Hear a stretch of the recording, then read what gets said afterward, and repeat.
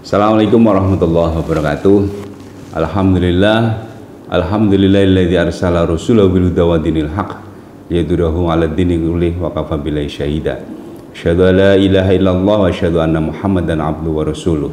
Rabbi shrah li sadri wa yassir li amri wahlul 'uqdatam min lisani yafqahu qawli ma ba'du. Pemirsa yang dirahmati Allah, pada pertemuan kali ini saya akan membahas tentang zakat, salah satu solusi pengentasan kemiskinan. Pemirsa yang dirahmati Allah, zakat adalah merupakan kewajiban finansial dari harta kekayaan menurut ketentuan Islam.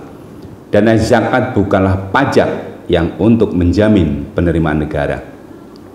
Distribusi hasil pengumpulan zakat ditujukan kepada kelompok sasaran atau asnaf, sebagaimana yang difirmankan oleh Allah dalam surat At-Taubah ayat 60. A'udzubillahi minasyaitonirrajim. Innamas shadaqatu lil fuqara'i wal masakini wal 'amilina 'alaiha wal mu'allafati qulubuhum wa fir riqabi wal gharimina wa fi sabilillahi wa ibnis sabil faridatan minallah wallahu alimun hakim. Zakat memainkan peranan penting dan signifikan dalam distribusi pendapatan dan kekayaan, dan pengaruhnya pada tingkah laku konsumsi. Zakat berpengaruh juga terhadap pilihan konsumen dalam hal mengalokasikan pendapatannya untuk tabungan atau investasi dan konsumsi.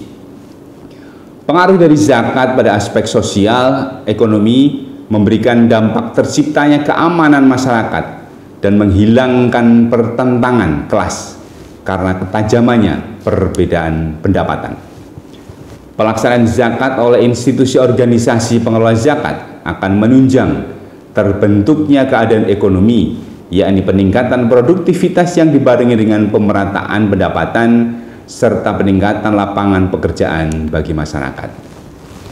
Menurut Syekh Yusuf Al-Qaradawi, urgensi zakat dalam Islam mencakup dua dimensi, yaitu ubudiyah atau ketuhanan, dan yang kedua adalah ijtimaiyah wa iktisadiyah atau ekonomi kemasyarakatan. Syekh Yusuf Al-Qaradawi menyatakan, jika sholat adalah sebagai tiang agama, maka untuk zakat adalah mercusuar agama, sehingga penunaian zakat menjadi pembeda antara keislaman dan kekafiran, antara keimanan dan kemunafikan, serta antara ketakwaan dan kedurhakaan. Dalam konteks ekonomi kemasyarakatan, ibadah zakat diharapkan mampu mengentaskan berbagai problem sosial. Hal ini selaras dengan pandangan Syekh Yusuf Al-Qaradawi pada tahun 2002 yang menyatakan bahwa tujuan mendasar ibadah zakat itu adalah untuk menyelesaikan berbagai macam persoalan sosial seperti pengangguran, kemiskinan, dan lain-lain. Sedangkan sistem distribusi zakat merupakan solusi terhadap persoalan-persoalan tersebut dengan memberikan bantuan kepada orang miskin tanpa memandang ras, warna kulit, etnis, dan atribut-atribut keduniawian lainnya. Saat ini kita dihadapkan pada suatu persoalan yang mendasar bagi kemanusiaan, yaitu kemiskinan. Sampai-sampai sahabat Nabi bin Abi Thalib berujar, seandainya kemiskinan itu akan membunuhnya, aku adalah orang yang pertama akan membunuhnya. Kalau kita lihat kemiskinan yang ada di bangsa Indonesia ini, itu tidak bisa berdiri sendiri atau tidak bisa hanya diambil oleh pemerintah saja, namun perlu adanya kolaborasi banyak pihak guna menanggulanginya. Jumlah penduduk Indonesia 27,76 juta orang miskin di Indonesia bukanlah jumlah yang sedikit. Potensi zakat yang besar dan pengelolaan secara profesional perlu diarahkan untuk menuntaskan kemiskinan. Ada dua hal yang perlu diperhatikan dalam pengentasan kemiskinan.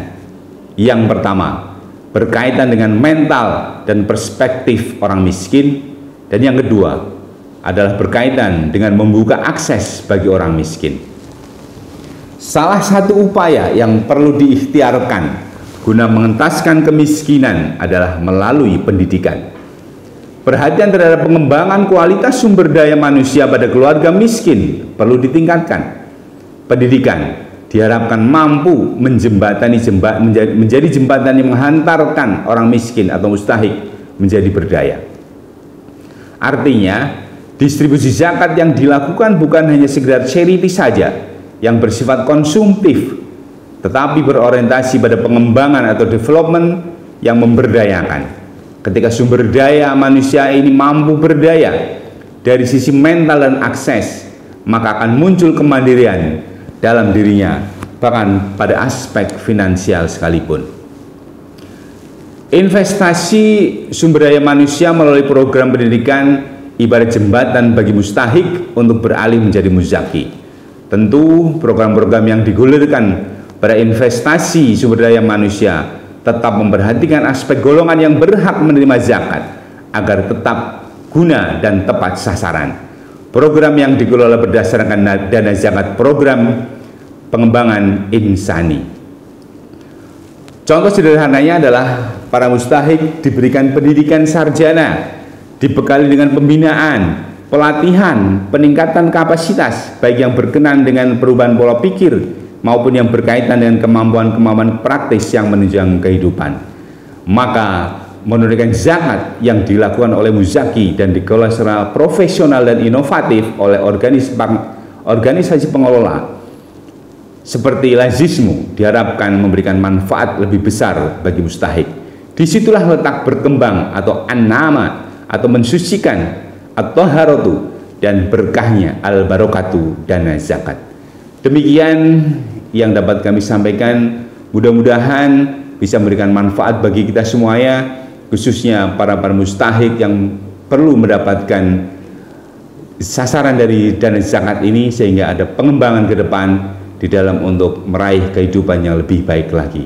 Dari saya cukup sekian. Apabila ada kata tidak berkenan, mohon maaf. Wabillahi taufik wal hidayah. Nasrum minallahi wa fatkum qarib. Wassalamualaikum warahmatullahi wabarakatuh.